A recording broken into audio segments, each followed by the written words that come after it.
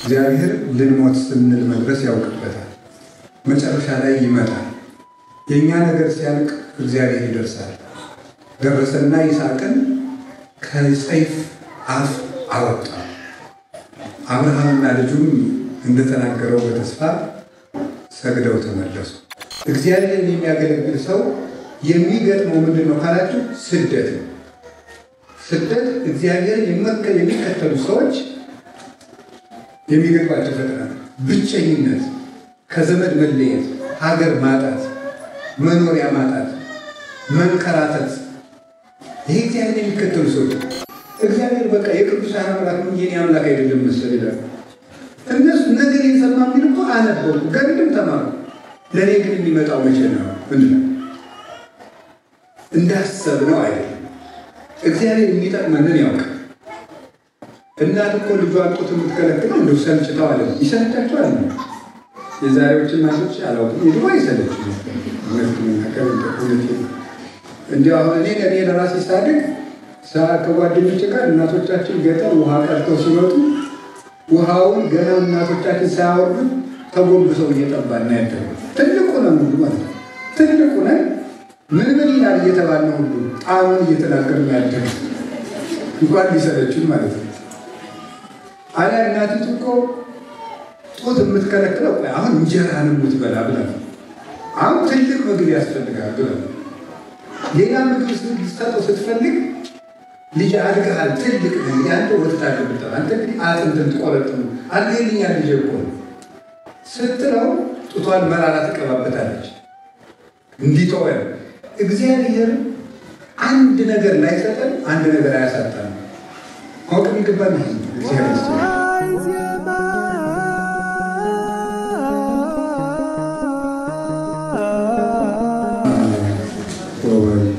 ወመንፈስ ቅዱስ አሐዱ አምላክ በስመ አብ ወወልድ ወመንፈስ ቅዱስ አሐዱ አምላክ በስመ አብ ወወልድ ወመንፈስ ቅዱስ አሐዱ አምላክ አሜን።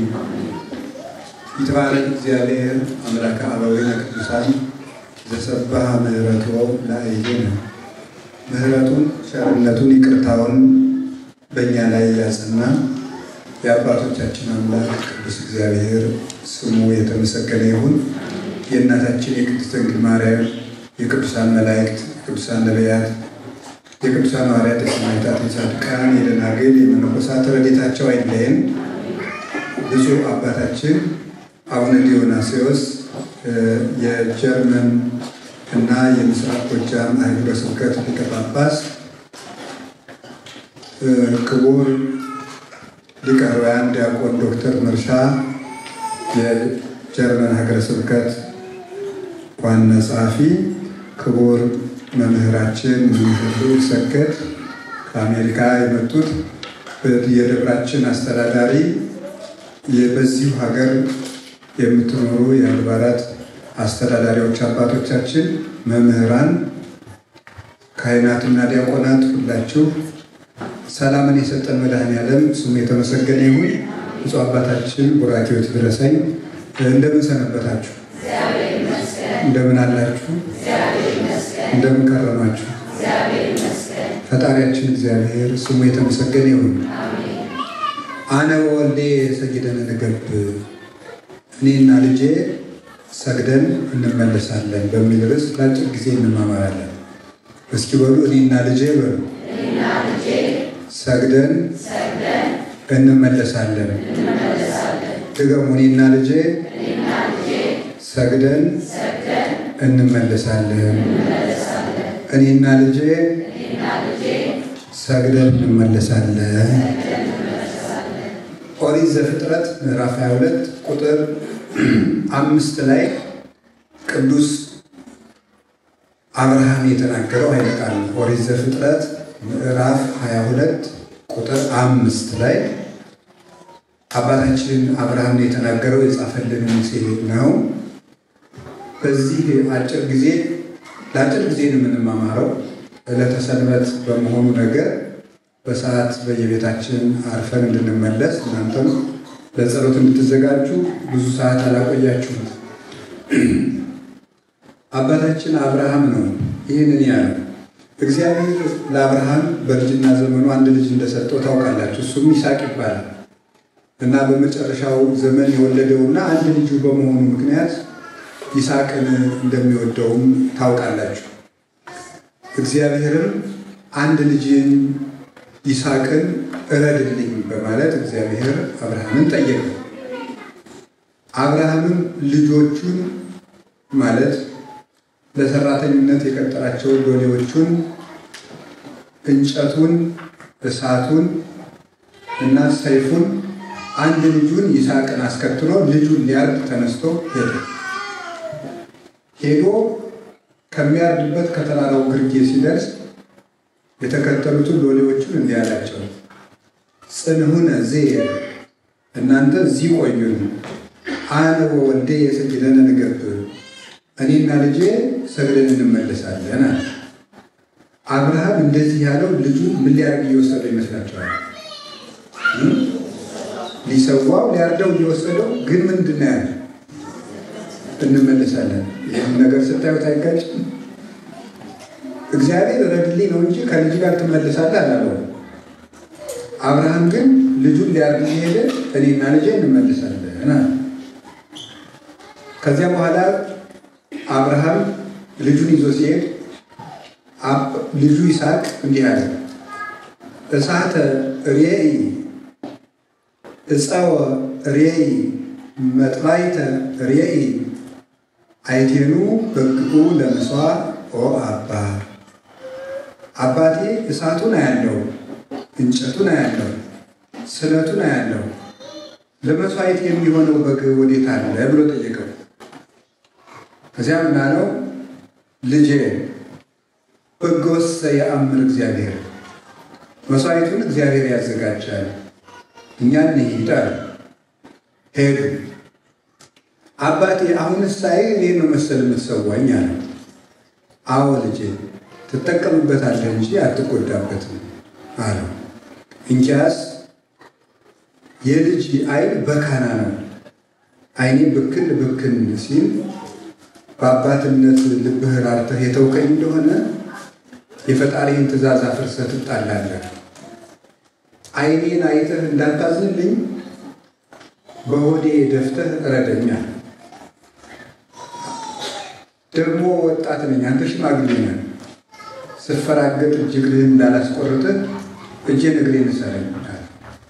እጁን እግሩን አስሮ አብርሃም ሰይፉን መዞ ከልጁ አንገት ላይ ሊያሳርፍ ሲል እግዚአብሔር አብርሃም የታውርድ እዴከ ላይ ይስሐቅ ወልደየ፣ በወዳጅ በይስሐቅ ላይ እጅህን አታንሳ የሚል ቃል ከሰማይ መጣ።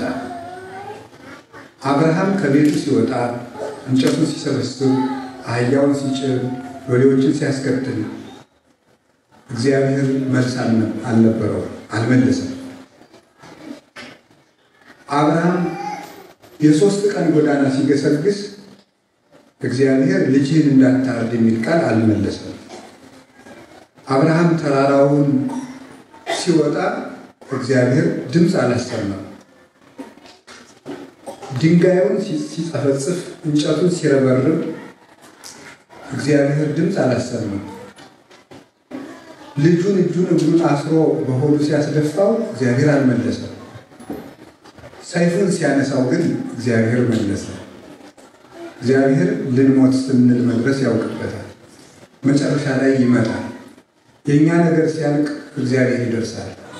ደረሰና ይስሐቅን ከሰይፍ አፍ አወጣ። አብርሃምና ልጁም እንደተናገረው በተስፋ ሰግደው ተመለሱ። እኔና ልጄ ሰግደን እንመለሳለን እንዳለ ተስፋውን ፈጸመለት። ይህን ተስፋ የፈጸመ ይሙት በቃ የተፈረደበትን ልጅ ሕይወት የሰጠ እግዚአብሔር ስሙ የተመሰገነ ይሁን። ምንድነው በዚህ ርዕስ እንድንማማር የፈለኩት? 3 ነገሮችን ብቻ ነው ከአብርሃም ሕይወት እንድንማር የፈለኩት። እግዚአብሔርን ስታገለግሉ ውላችኋል። እኛም ቁጭ ብለን በማየት አገልግለናል። የምትሰሩትን እያየን ማየትም እኮ ማገልገል ነው፣ መስማትም ማገልገል ነው። ቁጭ ብለን ስናገለግል ውለናል። ግን የአገልግሎታችን ዋጋ ምንድን ነው የሚለውን ልነግራችሁ ፈልጋለሁ። አብርሃም እግዚአብሔርን ተከትሎ የወጣበት ነው። በኦሪት ዘፍጥረት ምዕራፍ 12 ቁጥር 1 ላይ አብርሃም አብርሃም ጻ እምብሔርከ ወትፈለጥ እማዝማዲከ ወሁር ውስተ ምድር ዘአነ አርእየከ እንተ ታውህድ ሀዲበ ወመዓረ። አብርሃም ከሀገር ውጣ፣ ከዘመዶች ተለይ፣ እኔ ወደማሳይህ ምድር ሂድ፣ ማርና ወተት የምታፈስ ምድርም እሰጥሃለሁ። እግዚአብሔርን የሚያገለግል ሰው 3 ነገሮች ይገጥሙታል።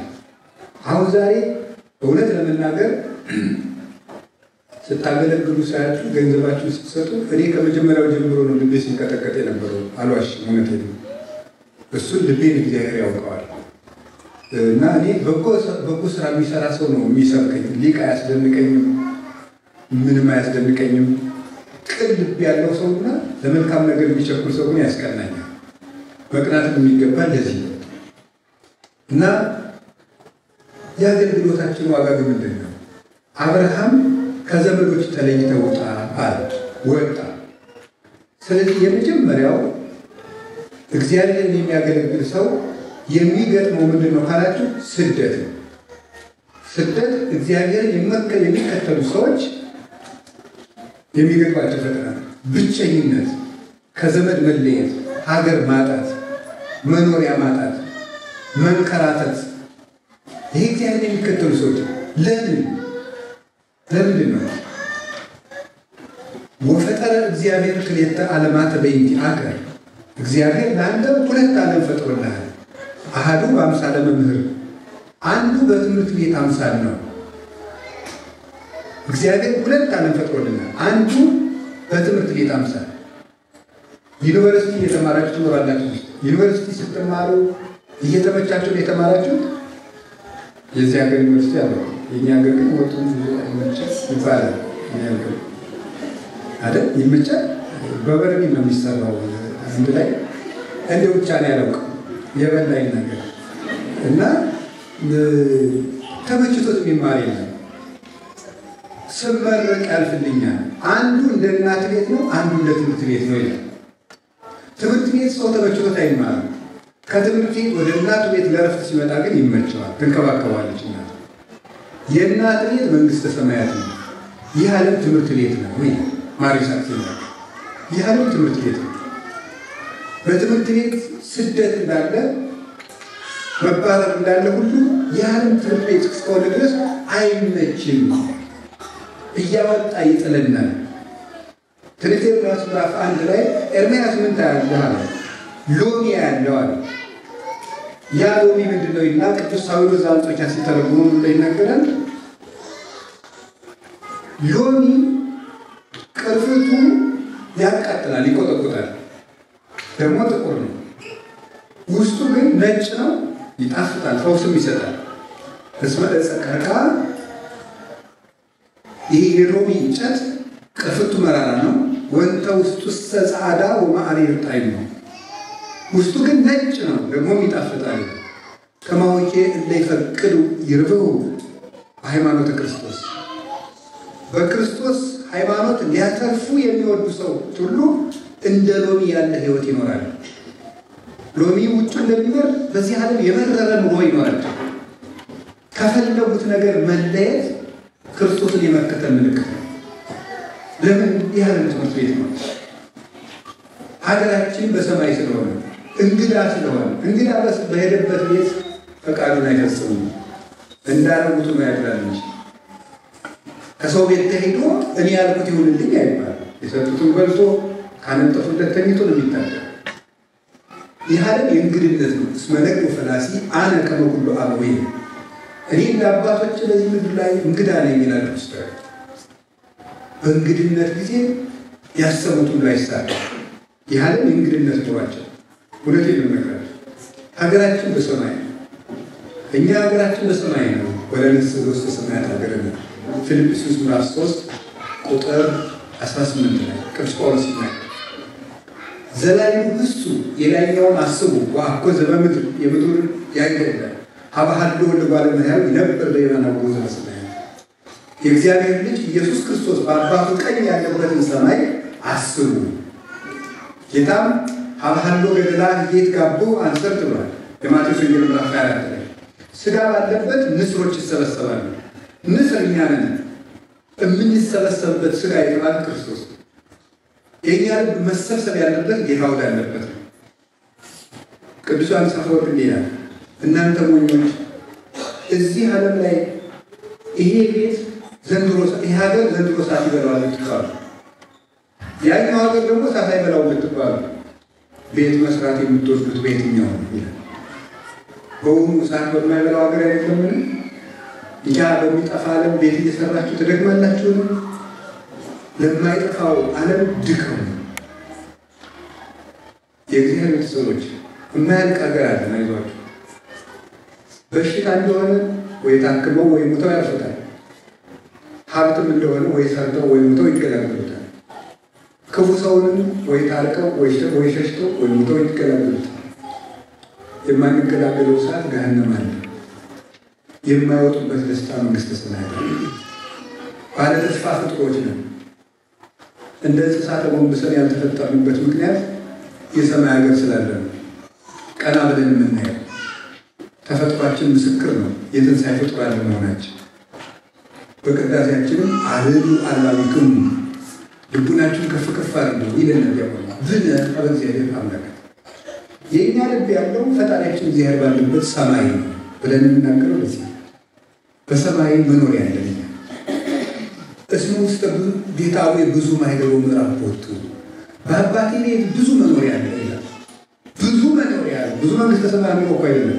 በብዙ ስንት ይወረስ አንዱ በንባው አንዱ በስግደቱ አንዱ በምንኩስና አንዱ በተዳሩ አንዱ በሰማዕትነቱ አንዱ በማስተማሩ አንዱ በማስታረቁ አንዱ በመጽወቱ አንዱ በመመነኑ አንዱ በመጻፉ አንዱ በመደጎሱ ሁሉ በአቅሙ የሚወርሳት ዘኬዎስ በሙሉ ሀብቱ ዳይቱ በመበለቲቱ በሁለት ዲናር የምትወርሳት ድሃው በቀዝቃዛ ውሃ ባለጸጋው በገንዘቡ የሚወርሳት መንግስተ ሰማያት ጴጥሮስ በመረቡ የሚወርሳት ማቴዎስ በሙሉ ሀብቱ የሚወርሳት ሁሉ እንዳቅሙ የሚወርሳት አለች። ምቹ መኖሪያ ለዚያ የምንሮጥ እውነት ለመናገር እና ከሀገር ስለተለያችሁ የዘመዱ ናፍቆት የእናት አባት ሞት የትዳር አለመሳካትን ጭምር ሊገጥማችሁ ይችላል። በዚህ ነው እና ይሄን የአብርሃምን ሕይወት እየኖሩ ነው ብላችሁ ማሰብ ያለባችሁ።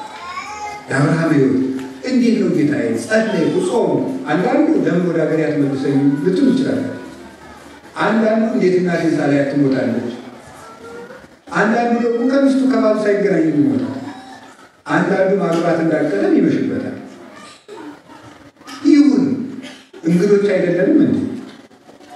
በዚህ ምድር ላይ መንገደኞች እኮ ነን። መንገደኛ ከቤቱ ካልደረሰ ምን ረፍት አለው? የእኛም መንገደኞች ነን። የምንደርሰው መንግስተ ሰማያት ስንደርሰው እና ደስተኞች መሆን አለብን። ጉዞ ላይ ነን ወገኖች።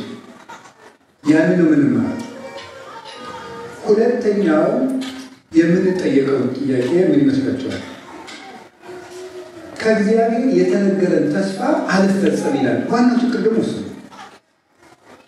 ከእግዚአብሔር እንደተሰበክ ነው አልሆን ይላል። እግዚአብሔር ሁሉን ይችላል።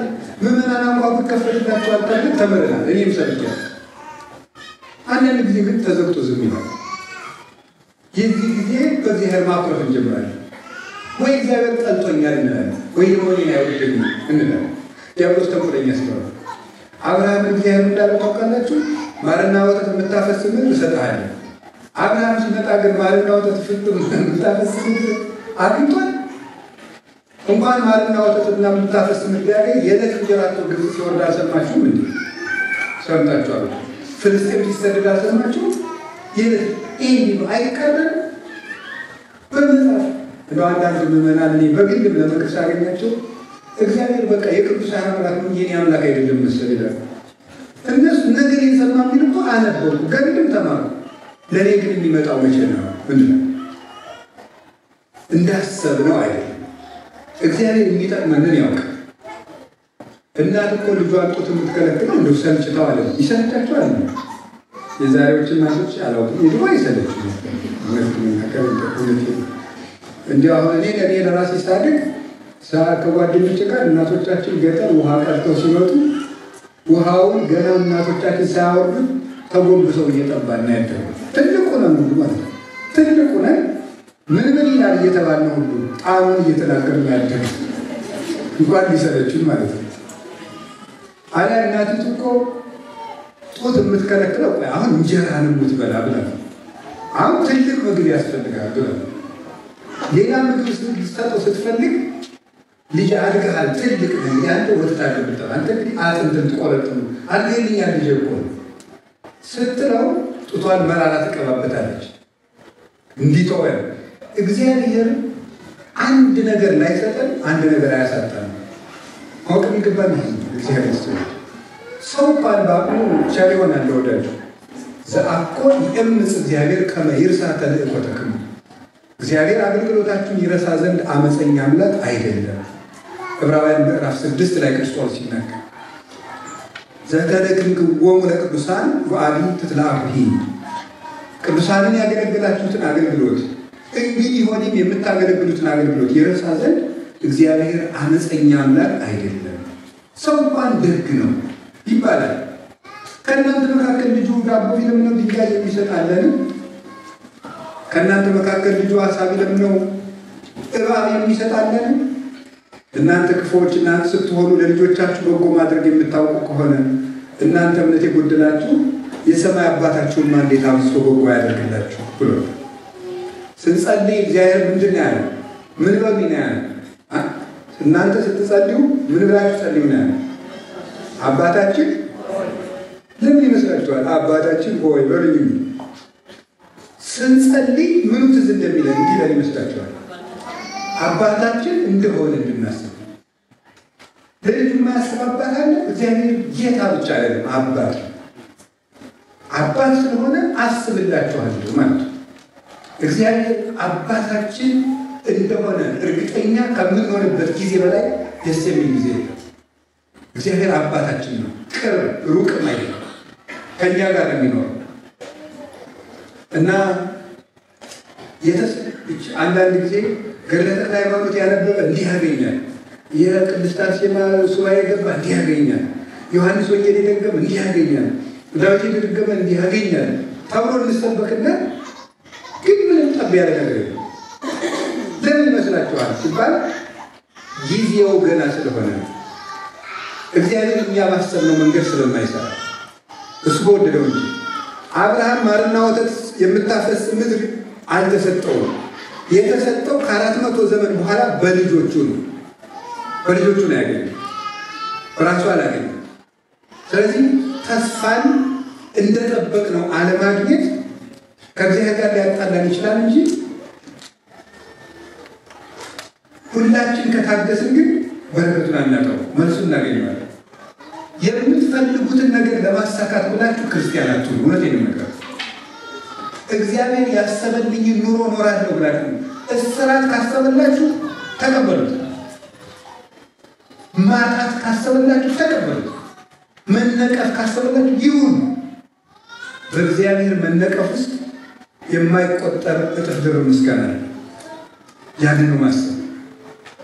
ባርና ወተት የምታፈሰው ምድር ለማግኘት ሁልጊዜ ክርስቲያኖች በተለይ የኢትዮጵያ ኦርቶዶክስ ተዋሕዶ ቤተክርስቲያን ምዕመናን በጎ ለማድረግ የማትታክቱ ናቸው። እውነት ነው። ግን ያን በጎ የማድረጋችሁን ዋጋ የታል ጌታ የሰጣችሁ ይላችኋል። ጌታ ሆይ እንዲህ አድርጌ ለምንድን ነው እኔ ህመም የጣልክብኝ? ለምን ልጄን በሽተኛ አደረግ? ለምን እንዲሆነብኝ? የሚል ይፈትናቸዋል። የተስፋውን ምድር ወዲያው ማግኘትና መውረስ አትፈልጉ። አንዱ እሱ ነው። ሁለተኛው እግዚአብሔርን ስንከተል እግዚአብሔር ምን ይጠይቀናል መሰላችሁ? የምንወደውን ነገር ያሳጣናል። የሚያስደንቀው እሱ አምጡ ይላል። የምንወደውን ነገር እግዚአብሔር አብርሃም ከይስሐቅ በላይ የሚወደው ነገር የለም። ልጅህን ምን አለዋል? ሰወልድ። የምንወደውን ነገር ያሳጣናል። የምትወዷትን እናት ልጥቅ ያደርጋችኋል ሳታስቡ። የምትንሰፈሰፉለት አባታችሁ ድንገት ጥሏችሁ ለምን ይላል? በጣም የምትወዷት ሚስታችሁ ድንገት ትሄዳለች። እጅግ የምትወዱት ባል ይሄዳል። እንደ አንድ አይን የምታዩት ልጃችሁ ድንገት በችግር ይያዛል፣ ይታመማል፣ ሽባ ሆኖ ቤት ይውላል፣ አይን ይታወራል፣ ጆሮ ይደነቁራል። እጁም እግሩም አይኑም ጆሮውም አንድ ላይ ሊጠፋ ይችላል፣ ሊሞትም ይችላል። የምትወደውን ልጅ ስጠኝ። በጣም የምንወደውን ነገር ለእግዚአብሔር ብለን ማጣት አንዱ አገልግሎት። ግን የምትይዙ ነገር የምንወደውን ነገር ትርፍ ነገር ለእግዚአብሔር አይሰጥም ነው። እንኳን ለእግዚአብሔር ለወዳጅ እንኳን ትርፍ እንጀራ አይሰጥም። ሲያተርፍማ ጅብም ያበላል የሚላግራችሁ ቢሆን ሲተርፈውማ ጅብም ያበላል ይላል። ተረቱን ከዛ ሞት የታባቱ ተረት ሲተርፈው ጅብም ይሰጣል ይላል። የትርፍ ነገር አይሰጥም፣ ዋና ነገር ነው የሚሰጠው።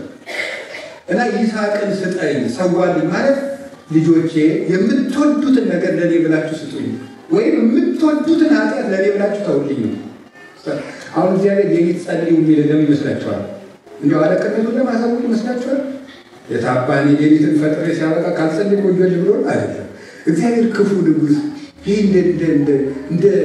እንደ ባለስልጣን አይነት አይደለም። እግዚአብሔር ምንድነው ስትሉኝ እንቅልፍ በጣም እንወዳለን እና ስለምንወድ የምትወዷትን እንቅልፍ እስቲ ለኔ ተወል፣ ፍቅራችሁን ግለጡ። እሷ ነው የፈለጋት ፍቅር እንድንቀጥለው እንጂ እግዚአብሔር ወይ እንቅልፍ ሳላ ደስ ይላል ብለን አይደል? እግዚአብሔር በእኔ ስጋ ደስ ይላል አይደለም ማለት የለም። ፍቅራችን በምን ይገለጥ አይመስላችሁም?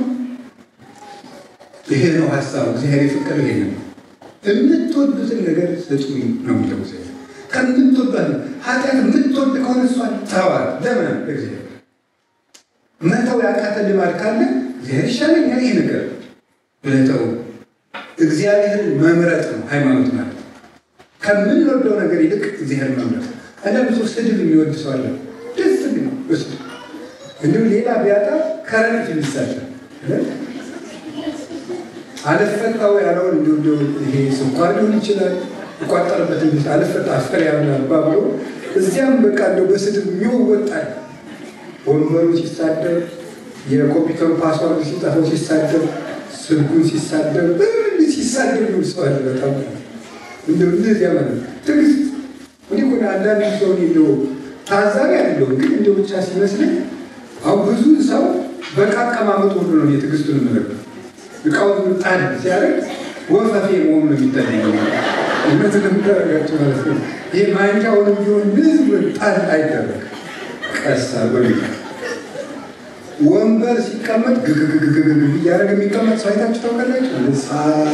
መሬት ለመሬት እያንጋጋ ቤቱ መከራ ልቅሶ ቤት እስኪመስል ድረስ ማለት ነው። እና ወንበር እንደዚህ ተደርጎ ቁጭ ነው የሚባለው። ክርስትና መረጋጋት ስለሆነ ማለት ፌስታል አልከፈተው ሲል ቅድም የሚያደርገው ችግር ማለት ይህ ማንነታችን እኮ የሚያሳየው እንዳለ በውስጥ ያለው ማንነታችን ይገለጥበታል ወዲያው ከመቸኮላችን የተነሳ እና ክርስትና ስክነት ነው። ውሉደ ሰላም አይደለም? የሰላም የክርስቶስ ልጆች የመረጋጋት ልጆች። ለመናፍቃን ህድአት የላቸው ይላል መጽሐፍ። መረጋጋት ስክነት የላቸው መባባል በስሜት ነው የሚያስቡ።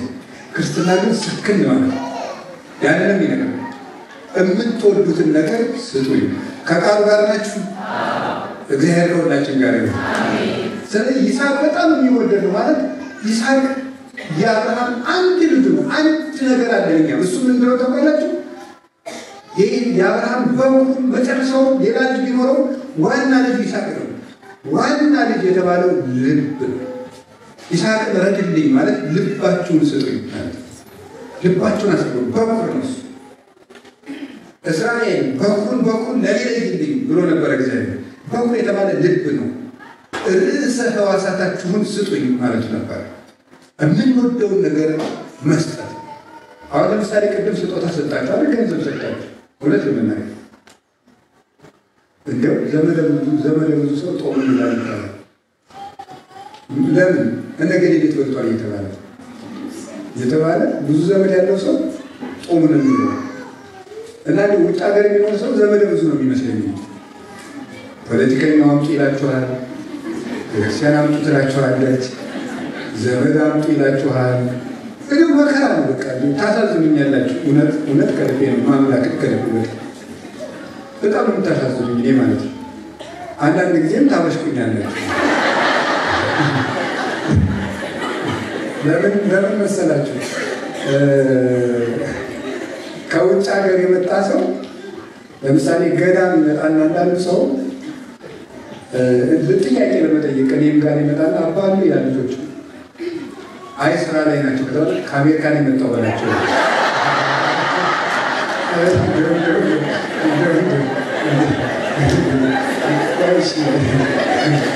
እና አላችሁ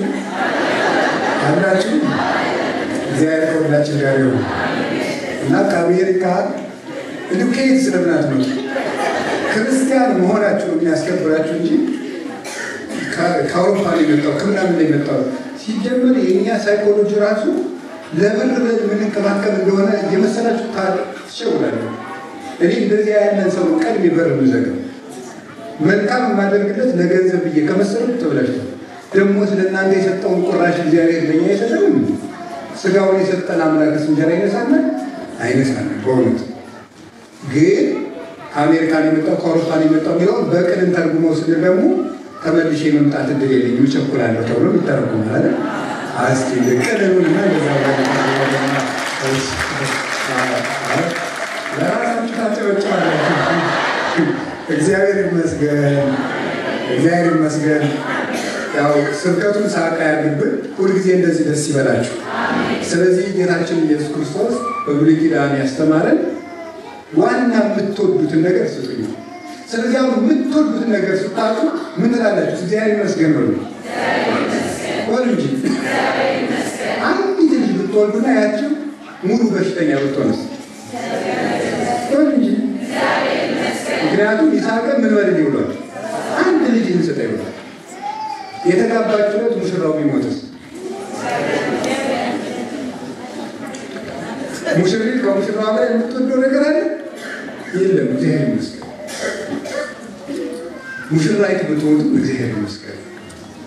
በጎ ነገርን ለእግዚአብሔር ብሎ የምንወደውን ነገር ማጣት እሱ ምን ይባላል?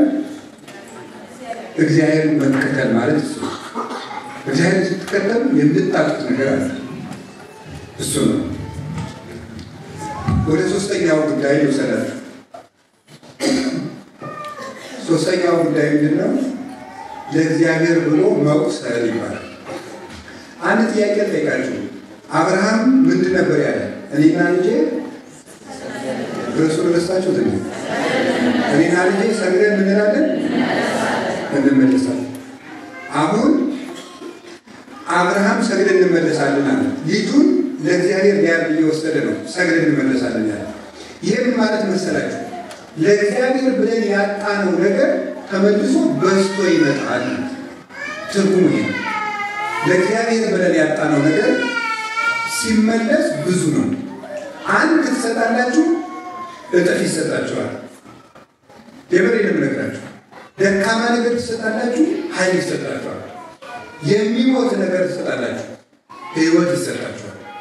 በዚህ ልጠኛው ምን ይላል አባ ጊዮርጊስ ዘጋስጫ ሲናገር አብርሃም ለእግዚአብሔር የሚሞት ልጁን ሰጠ። ቢሰጥ እግዚአብሔር ለአብርሃም ሕያው ልጁን ሰጠ። እግዚአብሔር ደግሞ ለአብርሃም ሕያው ልጁን ሰጠ። አብርሃም አንድ ልጁን ለእግዚአብሔር ቢሰጥ እግዚአብሔር ለአብርሃም አንድ ልጁን ሰጠ። ይሄ ነው ስጦታ ማለት። ያ ስጦታ ክርስቶስ ነው። አንድ ነገር ከጌታ እጅ የቀረበ ነገር ሁሉ በስቶ ነው የሚመለስ። ለምሳሌ ሐናና ኢያቄም ቅድስት ድንግል ማርያምን ለእግዚአብሔር ሲሰጡት የ3 ዓመት ልጅ ነው የሰጡት። ስትመለስ ግን የዓለም እናት የአምላክ እናት ማለት የተመለሰችው። እነሱ ሲሰጡ አፍ ያልፈታች ልጅ ነው። እሱ ሲሰጥ ደግሞ ደብረ ነባቢት ናት። የምትናገር ተራራ፣ ምሕረት የምታሰጥ ተራራ፣ የአምላክ እናት። የሰው ልጅ ማገባች የአምላክ እናት ነው መጣች። በርክቶ መመለስ ማለት ነው። አንዲት ልጃቸውን እኮ ነው የሰጡት። አንዲት ልጃቸው ንግግሯን ሳይጠግቡ ጨዋታዋን ሳይጠግቡ የአፏን መኮላቶች ሳይጠግቡ ነው የሰጡት። በ3 ዓመት ስትመለስ ወላዲተ አምላክ ነው መጣች። ዲዳ ነገር እንሰጣለን፣ ቃላዊ ነገር ይመለስልናል። ውሃ ወደ ጌታችን ወደ ኢየሱስ ክርስቶስ አቀረቡት። ሲመለስ ከጌታ ምን መጣ? ወይን ሆነ። ጣዕም የሌለው ነገር ሰጡ፣ ጣዕም ጨምሮ ሰጣቸው። ጣዕም የሌለውን ሕይወታችን ለክርስቶስ ብንሰጠው እሱ አጣፍጦ ይመልሰናል። ይሄ ነው ሰግደን እንመለሳለን ማለት። ወደ ከእግዚአብሔር እጅ የጣላችሁት ነገር አምሮ ይመለሳል። አፈር ወደ እግዚአብሔር ይመጣል፣ እምነት ሆኖ ይወጣል አይደለም። ውሃ ከእግዚአብሔር ይገባል፣ ጸበል ሆኖ ይወጣል አይደለም። ሰው ወደ እግዚአብሔር ይገባል፣ ቄሱ ነው። ቄስ እኮ ሰው ብቻ አይደለም ማለት ጸበል ሲያዩት ውሃ ይመስላል፣ ቄስ ሲያዩት ሰው ይመስላል ይባላል። ሰው ብቻ አይደለም ቄስ። አንድ ንጉሥ የማይፈታውን የሚፈታው ቄስ ነው። ታውቃላችሁ? ዘውሃብከነ ከመ ንፍታሕ ዘኢትፈታ፣ የማይፈታውን እንፈታ ዘንድ ስልጣን የሰጠህ እናንተ ነህ የሚባለው ንጉሥ የማያስረውን ቄስ ያስራል። የዓለም ነገሥታት በሙሉ እንግዲህ ወደ 200 ሀገር አለ ይመስለኛል በዓለም ላይ። እነዚያ የእነዚህ ሀገሮች ነገሥታት ተሰብስበው በሙሉ የማይፈቱትን አንድ ተልካሻ ቄስ ዲያሬክታ ብሎ ይፈታል። ይሄን ከእግዚአብሔር በርክቶ መመለስ ነው። አህያ ጠባቂው ጴጥሮስ ከክርስቶስ ቤት ሲገባ ሰው ጠባቂ ሆኖ ወጣ አይደለም። ጴጥሮስ ወይ በጎችን ጠብቅ፣ ግልገሎችን ጠብቅ። አሳ መረብ ይጎትት የነበረውን ወንጌልን የሚስብ እረኛ ሆኖ ወጣ። ድሆች ገብተው ባለጸጋ ሆኖ ይወጣ። ወንበዴው ከክርስቶስ ቤት ይገባል፣ የገነት ፊት አውራሪ ሆኖ ይወጣ። የመንግስተ ሰማያት ቀዳሚ ሆኖ ይገባል። ዘማዊቷ ከክርስቶስ ቤት ገባች። የትንሣኤው ምስክር ሆና ቀድማ የሄደችው እሷ ናት። ከክርስቶስ ቤት የገባውን በርክቶ ይመለሳል። ዘማዊው ግን ቀማኛው፣ ወንበዴው መጽዋዕቱን ይወጣል። ስደተኛው የኃጢአት ስደተኛ የነበረው የመንግስተ ሰማያት ቀዳሚ ባለርስት ይሆናል። ኢይበል ፈላሲ ዘገባ ሀበ እግዚአብሔር ይፈልጠኒኑ እምሕዝቡ። ቅዳሴ ለሚባለው ለዚህ ከኃጢአት ከጣዖት ተሰዶ ወደ እግዚአብሔር ቤት የገባ ሰው ቢሆን እግዚአብሔር በኃጢአት ምክንያት ከወገኖቹ ይለየኛውን አይለይም አይለየኝም። በመጀመሪያ ስታስቀድሱ ይገርባቸዋል። እኔ ቅዳሴ ላይ በጣም የምወደው ቃል ቅዳሴ ላይ የማይወደድ ነገር የለም።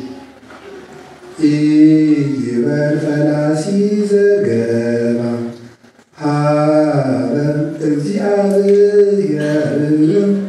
ይፈልጠኒኑ እምሕዝቡ ሁሉ ዘገብራ ለጽድቅ ጻድቅ ውእቱ ወዘያከብር ሰንበተ ብሎ ኢይበል ፈላሲ ዘገባ ሀበ ወደ እግዚአብሔር ቤት ከኃጢአት ተሰዶ የመጣ ሰው እንደው እግዚአብሔር ከዚህ ቅዳሴ አውጥቶ ይጥለኛል አይበልም። በጣም ነው ደስ የሚለው። መጀመሪያ ቅዳሴ ይሄን ነገር ነው እግዚአብሔር የሚያስቀድስ ያደረገው።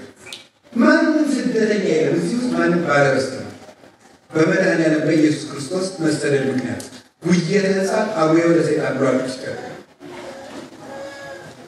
ኢየሱስ ስሉት ተስፋውን ለስሉታል ብሏል ራሱ። ስደተኛው ክርስቶስ ኢየሱስ የስደተኞች ተስፋ ነው።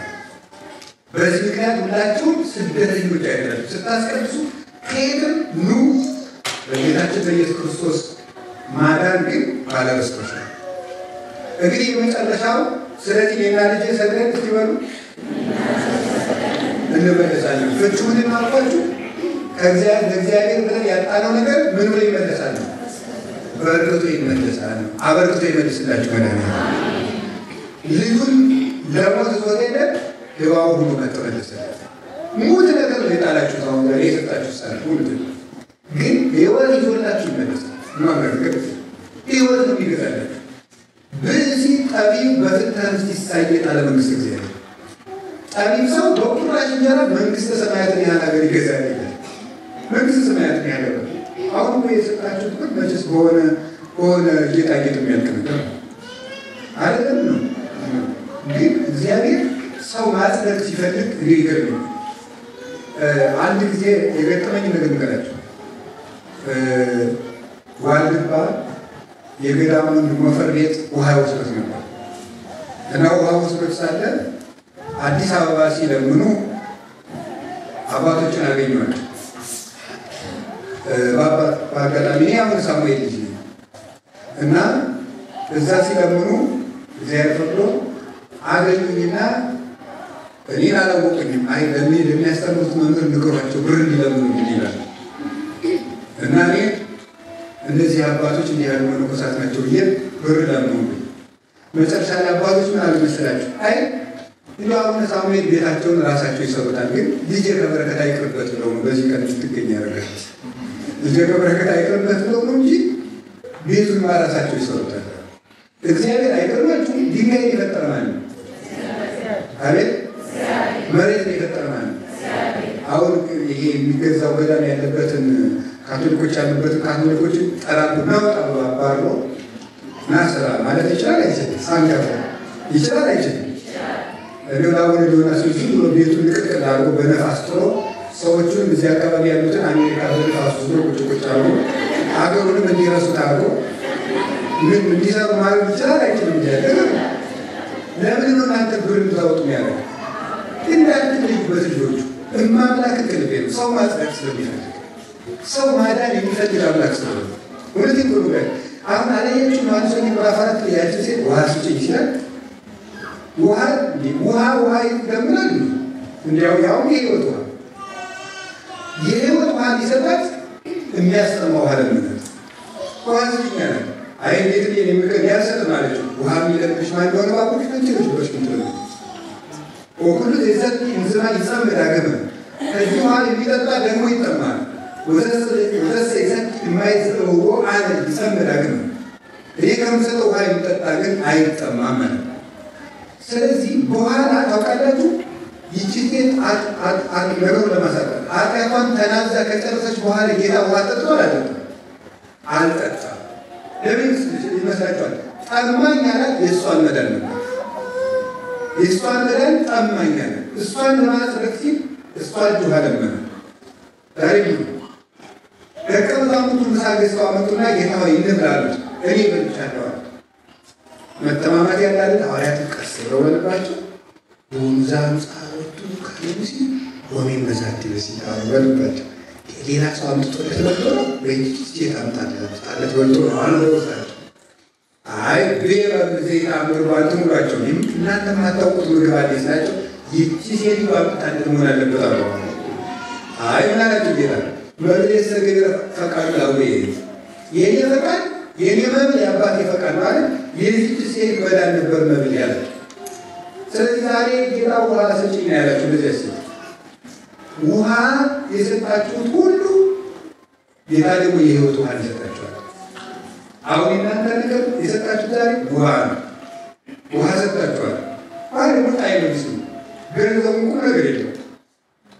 ግን እናንተ የህይወት ይሰጣችሁ ለመስጠት ያሰባችሁ ሰጣችሁ። ቅድም የምትወደውን ስጠኝ ማለታችሁ ሀሳብ መስጠት ደግሞ ትልቅ ስጦታ ራስን መስጠት ስጦታ ነው። ቢኖረኝ ይሰጥ ነበር ማለት ስጦታ ነው። የሚሰጡትን በመረጡ ስጦታ ነው። ቅዱስ ጳውሎስ የፊልጵስዩስ ሰዎች ታስሮ ሳለ ለጥቂት ሳንቲም አዋጥተው ልከውለት ነበር ወደ ሮም።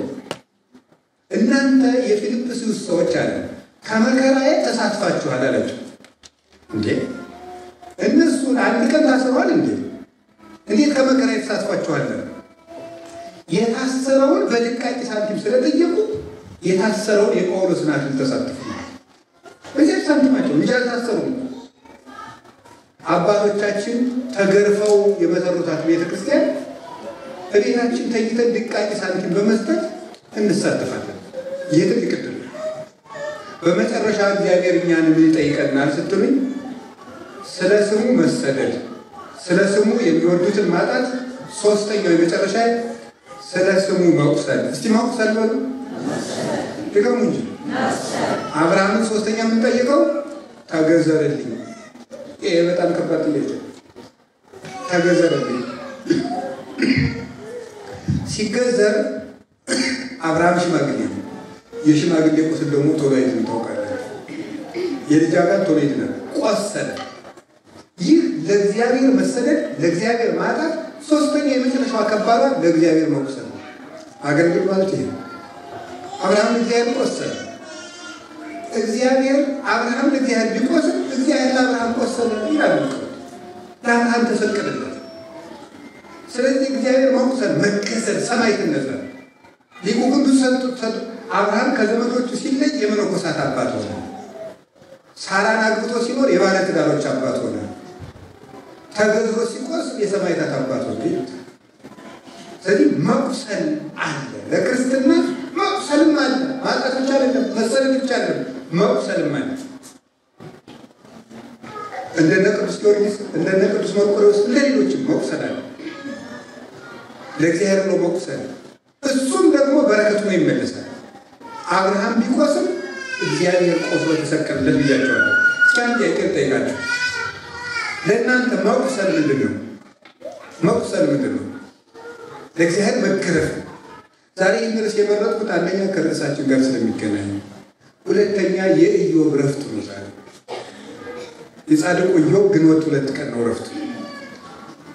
እግዚአብሔር ኢዮብን መጽሐፍ ቅዱስ ሲያመሰግነው ምን እንዳለው ታውቃላችሁ? ወሃሎ አሃዱ ብእሲ ዘስሙ ኢዮብ ሀገር አውሲጢት ጻድቅ ወንጹህ ወፈራህ እግዚአብሔር ወራት ጥመት የሌለበት ቅን፣ ሐሰት የሌለበት እውነተኛ፣ ኃጢአት የሌለበት ንጹህ ይለዋል መጽሐፍ ቅዱስ።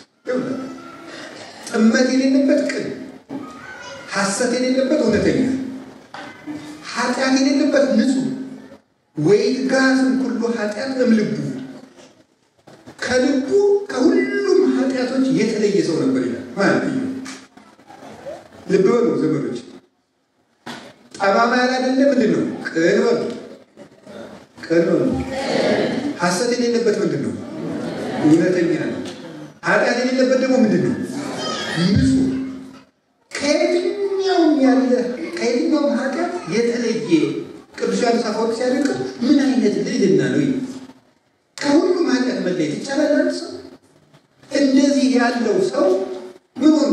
ከብቶቹ አለቁበት። አይገርማችሁ? እናንተ ውስጥ ጸልዩ አትሉ? እንዲሁ ጌታዬ ምን አድርጌ ነው ባቅኔ እጄ ደገፍኩ፣ ገዳም ሲሰራ ብልሃትቻለሁ፣ እንዲሁ ለዳህም መሰቡታለሁ፣ እንዲሁ በመቤቴ ስም መዘክራለሁ፣ ጸሎትም አድርጋለሁ፣ የሰው ገንዘብ አጥመኘው፣ ምንድነው ሁሉ ሸክም ያመጣብኝ አትሉ? ንጹህ መሆንም ያስፈልጋል። ከብቶቹ አለቁበት። ከብቶቹ ሲያልቁስ ደግሞ ልጆቹ አለቁበት። ከብቶቹ ሲያልቁ ሰይጣን ብሎ ለእግዚአብሔር ከብቶቹ ሊያልቁ ምን ችግር አለ? ደህና ልጅ አለው ወተወዶ ሰሩለት አለ። ልጆቹን ፈጅበት። ልጆቹ ሲፈጅበት ሰይጣን እንደው ሊቃውንት በትውፊት ሲተረጉሙ ሰይጣን አላቃሽ መስሎ ሄደ ይላል። ማልዳ ጸጉሩን የተላጨ ሰው መስሎ እያለ እንዲሁ ይገል ተጎዳ ያልተጎዳው ማለት እንዴት ልጆችን የፈጠራቸዋለሁ? የፈጠራቸው ማለት ነው እግዚአብሔር። አንዳንድ ጊዜ ልጆቻችሁ ችግር ሲገጥማቸው እናንተ ከእግዚአብሔር በላይ የምታስቡ መሆን የለባችሁ። የዚያ ልጅ ባለቤቱ ማን ነው? እግዚአብሔር ነው። የዚያ ልጅ ባለቤት ማን ነው? አንተ ይሄ ያምርበታል ልጅ ካልክ እንዳሻየት አይለው ሁለት ነው። እሱ ያስብን በመልኩ የፈጠራቸው ደሙን ከፍሎ ይሞትላቸው እሱ ካስብላቸው። የእናንተስ ወለቅሙስ ተስዕር ተረስክሙን ሁሉ ቆውቱ። የእናንተ እኮ የራስ ፀጉራችሁ እንኳ ሳይቀር የተቆጠረ ነው። የራስ ፀጉራችን ሳይቀር የተቆጠረች ነው። ለአንዲቱ የፀጉር ዘለላችን ጭምር ክርስቶስ ሞቶላታል። ለእነዚህ ልጆች እግዚአብሔር ያስባል። ልጆችን የፈጠረ የገዛ ገንዘቡ ናቸው። ቢያኖራቸው እሱ ቢወስዳቸው እሱ አለ። እግዚአብሔር ያመስገን። ከዚያስ ምን ቀረ? እሱ ብቻ ቀረ። ምን ችግር አለ አለ ደግሞ ሰይጣን። ልጆቹ ቢሞቱ ምን አለ? ገና ከጉልበት ነው። ወጥቶ ወርዶ ይሰራል፣ ልጅም ይወልዳል። የሚያከሰጠዋል ምን አለ? ስጋውን በሙሉ በቁስል አነደደው። ተደራርቦ መፈተን ተደራራቢ ጸጋ ይመጣል። ምን ታደርጋለህ? ምን ያህል ይደረጋል? እንደውም አባቶች ሲተርፉ ይላሉ ትሉ እየተንጠበጠበ ከሰውነቱ ትሎቹ ሲጠበጠቡ እየው ኑ እንጂ እግዚአብሔር የሰጣችሁ ጸጋ ጥላችሁ የት ነው የምትሄዱ? ኑ ያለ ከቁስሉ ላይ ያስቀምጣቸው ነበር። እግዚአብሔር ይመስገን ይላል። ከዚያ ሳለ አስታማሚ ሰለቸው። ታሪክ ሲተርኩት ቀላል ነው፣ ሲቀበሉት እንጂ አስታማሚ በአስታማሚ እንደመሰልት ያለዳል የለም። ለሱ እንጀራ ልመና ስትንከረተቱ ላይ ትመጣለች። የምታቀርብለት የላት ስትገባ ቁስሉ ይሸታል፣ ትቸገራለች። አንተ እግዚአብሔር ከዚህ በላይ ምን ሊያደርግልህ ነው? ለአንተ ያልሆነ እግዚአብሔር ለማን ሊሆን ነው? እንዲሁ እናንተ ቤተክርስቲያን ላይ ስትመላለሱ ጊዜ ባልና ሚስቱ ናችሁ፣ ሰንበት ተማሪ ናችሁ የኖራችሁ ቤተክርስቲያን ስትመላለሱ ምናልባት መካን ስትሆኑ ሰው ለእናንተ ያልሆነ እግዚአብሔር እንዲሁ ለነገድ ያልሆነ ይላል ወይ? ልጅ እግዚአብሔር ነው። ልጅ የሚጠቅም ከሆነ እኮ እግዚአብሔር ይውላችሁ። ልጅ የማን መልክ ይመስላችኋል? እኔ ብዙ ጊዜ ይገርመኛል። ሕፃን ልጅ ለምን እንደሚወደድ ታውቃላችሁ? ግን እኔ ራሴ አሁን ሕፃን ልጅ ሳይ በተለይ ሁኔታ ይመስጡኛል። ሕፃናት በቃ እንደው አቅፋቸው ይለኛል። ለምን ይመስላችኋል? እንኳን የእኛ ልጆች እንዲሁ የሌላ ሃይማኖት ልጅ ወንድ ልጅ ደስ ነው የሚለው ልጅ ለምን ይመስላችኋል? ጌታ ምስጢሩን ነግሮናል። ሴቶች ምጥ ሲያዙ በጣም መከራ ነው ይባላል። እውነት ነው አይደል? እንዲሁም ምጥ ሲይዛቸው እንዲሁ ሲጋቡ የነበሩ ሽማግሌዎች ሁሉ የሚያጣሏቸው ይባላል። በምን ቀን ነው ያጋቡኝ ብለው ማለት ነው። እውነት ነው ይባላል። እንዲሁ ከዚህ ከጎና አጥንት በጣም ብዙ ሲሰበር የሚሰማንን ያህል ነው ይላል ባጭሞች ደግሞ የዚያ ያለ የሚሰማቸው ይባላል። አንዳንድ ጊዜ ባሎችም ምጡን የሚቀምሱት በሆነ ነው እንዲያዝኑላችሁ። ፈረንጆች በቴክኖሎጂ አምጥተዋል ይባላል። ምጥ ሴት ሲሰማት የሚሰማትን በቴክኖሎጂ እንዲሰማው አርቲፊሻል በሆነ መንገድ የሚያደርጉበት አምጥተዋል አሉ። ጥሩ ነው፣ እውነት ነው። ይሄ የሚደገፍ ነው በእውነቱ ማለት ነው። እንዲታዘብ እኔ የሚገርመኝ አንድ ነገር ነው። ሴቶቹ ወልደው ሲጨርሱ ወዲያው ሐኪሙን እኮ ሆስፒታል ይቻላል ነገረውኝና መጽሐፍ ቅዱስ አብቤ ነው እንጂ ወዲያው ልጁን ሲያስነቀስ ወዲያው ልጁን እንዳስታቀፋት መሳቅ ነው የምትጀምረው። ለምን ነው ጥያቄ? ለምን ጌታ ሲመለስ እስመ ወለደት ብእሴ በውስተ ዝንቱ በዚህ ሀገር ሰው ስለወለደች አለ። ምን ስለወለደች? ጥሩ ሰው ደግሞ የማን መልክ ነው? ስለዚህ ሕፃኑን ስታይ ማንን ያየችው? እግዚአብሔርን ስለምታይ ነው ደስ የሚለው። ያሁን ባዝን ያስረሳል። ሕፃናት ለምን ደስ እንደሚሉ ታውቃላችሁ? እግዚአብሔርን የሚመስሉበት መልካቸው ገና ስላላደፈ በኃጢአት እነሱን ስናይ እግዚአብሔርን ስለሚያሳዩ ደስ የሚሉ እንደዚህ ማድረግ የሚናፍቅ እግዚአብሔር ነው የሚመስሉት። እነሱ እግዚአብሔርን ይመስላሉ እና ይሄ እግዚአብሔርን የሚያስረሳ ፍጡር ማነው? ኃጢአት ምጥን የሚያስረሳ ፍጡር እኮ ነው ሰው። ሌሊቱ ሙሉ በርከክ ስትሄድ የነበረችው ልጅ ያንን ገና እንደው አይኑና ጆሮ ያለች ልጅ ስታይ ደስ ይላል። ለምን? የእግዚአብሔር መልክ ነው። ታዲያ ለመልኩ እግዚአብሔር ይጨነቅለታል። ለምንድን ነው የምታማሩት? ልጆቻችሁ እኮ የእግዚአብሔር መልኮች ናቸው። ራሱ ያስብላቸው ለገዛ መልኩ ለገዛ አካሉ። በክርስትና ደግሞ ሕዋሳቶቹ አልቋቸው ይህን አባል ውእቱ ርእስ እሱ ራስ እኛ ሕዋሳት ነን ብሎ ክርስቲያን ሰብክ እንዘ ብዙኃን ሌላ አሐዱ አካል ይህንን እስመ እምኀበ ህብስት ንነስእ ይላል ጳውሎስ አንደኛ ቆሮንቶስ ምዕራፍ 10 ቁጥር 17። ስለዚህ ለእናንተ ያልሆነ እግዚአብሔር ልጅ ያልሰጣችሁ ልጅ ያልወሰዳችሁ ከአንቺም ወዲያ ከአንተም ወዲያ የሚል መካሪ ነበር። ያ የዲያብሎስ አፍ እንዳስቡ እኔ ከማን እበልጣለሁ? አካሌስ የእሱ አይደለምን? ልጆቼስ የእሱ አይደለምን? ሀብቴስ የእሱ አይደለምን? እኔ ራሴ እግዚአብሔር አይደለሁም ብላችሁ መለስ ይገባል። ሰይጣን መስራት እቤታችሁ ያለ አንድ አስታማሚ እስክታጡ ድረስ ሰይጣን ወዳጅ እንድታጡ በእናንተ ላይ ይዘምታል። ለእግዚአብሔር በጎ ባደረጋችሁ ቁጥር ጎደሎ ወደ ቤታችሁ ይመጣል። ያንን ባደረጋችሁ ጊዜ ፈተናውን ካለፋችሁ በረከቱ የሚመጣ ከዚያ በኋላ የትዕግስታችሁ ውጤት። አሁን ቅድም መምህር ሰገድ በረት መርቋቸዋል። የዛሬ ሳምንት 5000 ዩሮ ቢጠፋችሁ እኔ አይምርቃት